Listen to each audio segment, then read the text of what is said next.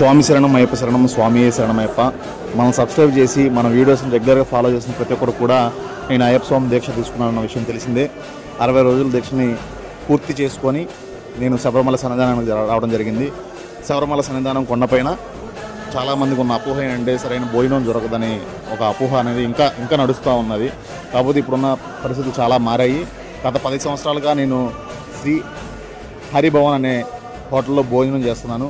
మన యూట్యూబ్ ఛానల్ని ఈ మధ్య బాగా వీడియోస్ చేయటం వల్ల ఇప్పుడు ఈ 10వ సంవత్సరం 2024 డిసెంబర్ 7వ తారీఖున తిని వారి యొక్క జర్నీలో నేను 10 సంవత్సరాలుగా వారు ఎంత మార్చుకుంటూ వచ్చారు, పూర్తి ఆంధ్ర తరహాలో భోజనం ఇవ్వాలని నేను పూర్తిగా దగ్గరుండి 10 సంవత్సరాలు గమనించాను.